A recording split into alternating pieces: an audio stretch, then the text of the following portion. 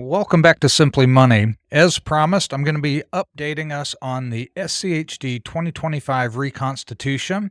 I know I did a quick overview the other day on a live video, but I wanted to pull up the graph and show you the different companies that were added and subtracted. But along with that, I also want to show you the Q1 2025 dividend and how that looks in our hypothetical portfolio that we've been running now for a few years. I want to show you that with the new announcement of what the Q1 dividend is going to be. So stay tuned to the end so you can see what the new dividend will be for March 31st is when it will be paid out. It was just announced. It'll be recorded as of this recording. It'll be recorded tomorrow, which will be March 26th, and the dividend amount will be shared here in a moment. But before we get into that, let's just go over real quick some of the additions and subtractions that we have here in SCHD. Here's the graph that I created just to be able to share some of this with you. As you can see here on the left side, as of the 24th of March, these are the holdings that we now have. So here's the symbol, the percentage that this company makes up of the entire fund, and then the name of the company. So the ones highlighted in green are the additions that have been added to SCHD. Then over here on this side, we have prior to the 24th, this is what SCHD was made up of. And you can see as well, the ones in red will be the ones that have been taken away and subtracted. So we're just going to go over this real quick. As you can see, AbbVie was the highest percentage because they're not only reconstituting, but they're shaving off or rebalancing to keep them within the rules that SCHD is set so no company gets too heavy. It helps keep things in balance. This is a way they can sell off and lock in some of the gains and not get too heavy as a company that has been growing may take off and get too heavy in that. So that it's a way of keeping that within the rules that they've set up. As you can see over here now, AbbVie only makes up 3.9%. So it's taken a little bit less impact on the portfolio. And the number one spot has been replaced by a new entry, ConocoPhillips, which is taking up 4.53% of the portfolio currently. In the top 10, we lost Pfizer, which was 4.27. It is gone. It's completely out of SCHD now. What are your thoughts on that about losing Pfizer? Some people I've heard are upset about that. Others think it's a good thing because it's been kind of volatile with its earnings. Also in the top 10 additions, we have Merck & Company. So another great addition here, and that's taken 3.9% of the portfolio. So in the top 10, those are the only three changes: 2 additions, 1 subtraction. As you can see, some of the top 10 have been reduced in their holding amount. Amgen is still on there, but it's down to 3.92. Coca-Cola is still on there, but it's down to 3.88 from 4.66. Bristol Myers is still here. It actually moved up a little bit, still lesser percent, but it's the third highest holding just because of the rebalancing of that. Verizon is still in there. It's moved up here to 4th place. It's slightly lower than it was in the rebalancing that takes place. Cisco is still in here. It's dropped down slightly to 3.76 from its 4.22. And you can see Chevron is still in here, and it is 4.15. It's actually up now, taking 4.31% of the portfolio. Pepsi has moved down slightly here. It's 3.75, not a big change there either. And Altria is still on there, 3.81 from 3.85. So not a big change there in the top 10 holdings. As you can see, this is the new top 10 holdings percentage. So these top 10 holdings make up 40% of the portfolio. So just think of it this way. If you invest $100, $40 is going into these top 10 companies. And the rest are slightly less and continue to drop down. As you can see here, the value of each. So let's just look at a couple of these new additions. Schlumberger and Target are down here right around 2% of the portfolio. Have a General Mills added here, which brings us 1.25%. And as you come down here, now we're at the top 25 General Mills. This pulls in the top 25 companies, and those make up 77% of the portfolio. So again, think of it this way, $100, $77 is going into the top 25 companies. The other $23 is being split between all of these that follow. As you can see here, Halliburton, Archer Daniels, Midland were added. And we have other companies that you're probably very familiar with down through here: Fifth Third, Hershey, T. Rowe Price. These are just very common names. They're still holding in there. They still fall within SCHD's rules. And those are great, great companies to be adding in there with them. Very recognizable names. Continuing additions, as you can see now, we're down to only like 0.5% of the portfolio. So again, you invest $100, 44 cents goes into Aventiv, and 36 cents goes into American Financial Group. And I'm sorry, 36 cents, $3.60 and $4.40 here. Doing my math on the fly and just messed that decimal point up. Autoliv, you're getting $2.60, and FMC Corp. Then we have Moelis, Murphy Oil, Flowers Food, Federated Hermes, and Signet Jewels. And then we have Inter Parfums. And I think the last one down here, one more after the CNA Financial. Two more, First Financial Corporation and Enos. So these here, as you can see, are only getting a small percent. But that's the wonderful thing about an ETF. These new companies that are rising up can get in there. They're only taking a small percentage. So if they flop, it's not going to impact you a lot. But if they take off, they can grow in your portfolio for you. Now you have lost, we'll go back up here. You have lost some other companies. We talked about this the other day. You've lost Pfizer, BlackRock, US Bancorp, and M&T Bancorp. Those would be the only ones that you've lost that are no longer in SCHD in your top 25 holdings. Then some others that were less weighted. You have Huntington Bank Shares, Tapestry, KeyCorp. I'm not going to go through all of these again because we did do a video. You can check that out, the live video where I listed all of these. I'll just scroll down. You can pause this if you want to look at. The ones in red are the ones that are no longer in SCHD.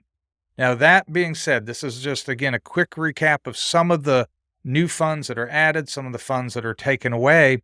What I want to get into now is this new SCHD dividend that was just announced, and it will be recorded tomorrow, the 26th of March, and it will be paid out on March 31st, and what that amount is will be coming up soon. But in order to get there, we have to look at our portfolio. So back in March of 2017, we invested $50,000. This is our hypothetical portfolio. And the cost of the price of each share was $15.02. For those who have been following SCHD for a while, you know they had a 3-for-1 split. This has all been adjusted for the split. So I'm not showing what the price was then. I'm showing it in its split form. So you get 3 times the number of shares, but it's a third of the cost to buy them. So with that $50,000, we were able to buy 3,328.89 shares, and that's where we started. And what we do on this portfolio is every quarter we show what the dividend amount was, how much you earned from dividends, reinvesting those dividends, so how many new shares you buy, and what your cumulative quantity is as we continue on, and what the total value of this portfolio would be. And we've gone over this on several occasions on other videos. You can type in SCHD on the YouTube channel on Simply Money and see some of the things we talk about when we had the 2020 COVID and it dropped, and 2022 and it dropped, and how people, if they stuck with it and didn't get impatient, didn't get scared, how they saw that dip, but then they saw it rise way past that. And we're going to hit that very briefly here, but I do want to get down and keep this video, within reasonable length. So I want to get down to the 2025 Q1 dividend and its amount and where that brings our portfolio total. So each quarter you can see since March 2017, dividend back then was 11 cents per share. And again, we had 3,328 shares. So the dividend payment was $366. each quarter. That's how much you would get with that 11-cent share. Now, that was 11 cents. It was like 0.1133, whatever. They go like 7 or 8 decimals over. I round it to the up or down to a penny. So this isn't going to be exact. I just do that for convenience instead of putting in all the fractions of pennies. This is, again, hypothetical, so we don't have to be exact. If this was my actual portfolio, I'd put in the exact amount and I'd track that exactly. But as you can see here, that enabled us to buy just over 24 more shares. And again, not a big price change. So we'll skip down here. We'll go down here to 2020 when COVID hit. Dividend shares now we're getting 15 cents per share. So over the 3 years, you're able to increase your dividend by 4 cents per share. And it doesn't seem like a lot, but you're accumulating more shares. And now your dividend payment is $335 for that quarter. And the stock price is up to, or actually it's down because of COVID. It was up to $19 here just before COVID, as you can see. But then it dropped down for COVID, which was fine because we're reinvesting dividends. So this $535, we were able to buy more shares because the price was cheaper. So we got 36 shares added that quarter. If you're looking at a running total, you see the total shares is 3,673. So we've gained over 300 shares in those 3 years by continuing to reinvest. And you can also see that the accumulated amount is up to 54,000. Now, if you're watching it, you see back in December, it was 69,000. And this is one of those times where people freak out. They sell, they lock in their losses, and then they miss out on the opportunity. We're going to jump down here to the end of 2021 just to show how, if you'd stuck with it for another year, how well you would have done. Now your dividends are up to 21 cents. You're getting almost $800 in a dividend payment. Now look at your share price. It's up to $26, but you're still able to buy 30 shares because your dividend payout is so much higher. And now our portfolio is up to $97,000.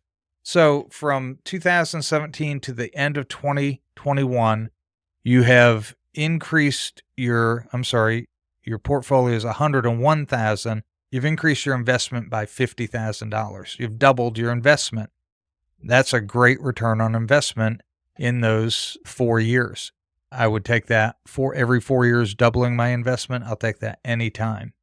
So as you can see, this is why we do this, to show the ups and downs, how you can accumulate more and more shares, which is really the goal. Now we're going to come down to the big reveal. What is the March 2025 SCHD Q1 dividend? Is 24.88 cents. So 20.2488 is what the dividend would be. Again, it rounded up to 25 cents. I'm not trying to be exact on this scenario. So that is this quarter's dividend. Some people will be like, oh, but that's down from last payment was 26 cents. Yeah, but look at this. If you go back to March of 2024, it was 20 cents. So quarter over quarter, that's a nice increase there, 20 cents to 25 cents. As you can see, in March of 24, it was 24 cents. June was its biggest payment of 27 cents. September, 25 cents. And then December, 26 cents. So now you're back down to 25 cents. Don't compare to the last payment. Compare quarter over quarter and then obviously year over year. Let's go back to the prior, the 23 of June or March. Again, 20 cents, but then you have 22, 22, and 25. So you see this increase year over year. Look at this. Our payment now on this scenario is $1,074.43. Your first payment was $11, was it? $311. And now you are up in 9 years. You're over tripled that. And your payment quarterly is $1,000. Now you're getting a month what you were getting per quarter because of this snowball impact. The share price is down slightly from where it kind of peaked a few months back. We're in a very volatile time with the stock market, a lot of political uncertainty, a lot of news, a lot of world stuff happening. That's normal. You're going to see the ups and downs. But right now it's holding, it's still doing well. It's down from where it had peaked, but look where it was just, a year or so ago, $24, $23. It's climbing, it climbs, it sinks, it climbs, it sinks, but it's climbing overall. Just like the dividend is increasing, so is the price and share price. And so right now we're sitting at $121,000 in our portfolio. We have gained 1,000 shares by reinvesting our dividend. That is the goal of a dividend snowball, increasing your shares, increasing your dividend payment, and increasing your value gained overall. You've gained $71,000. You've gained more than you originally invested. So in this scenario, let's pretend maybe you're going to shut this off, meaning you're not going to drip it anymore. So each quarter, you're going to get this payment from this dividend. And remember, the dividend's growing, so you're not going to grow as fast because you're not buying more shares, but you're still going to increase your dividend year over year at a pace that's outpacing inflation. So that's our scenario. That's the Q1 2025 dividend for SCHD. What are your thoughts? Are you excited about this dividend growth and this dividend payment for this quarter? Leave me a comment down below. What are your thoughts? Did it exceed or meet your expectations? Are you still in on SCHD? Are you thinking about SCHD? What are your thoughts? I love hearing other people's plans, what they're doing, what they've been doing with SCHD. As far as me, I'm going to continue to hold and continue to dollar cost average more into it until the day I decide, okay, I'm done, and it's time to start living off these dividends. So that's it for today. I appreciate you joining me. Hit that like and subscribe button. Don't forget to hit the bell so you're notified of future videos, and we'll see you next time on Simply Money.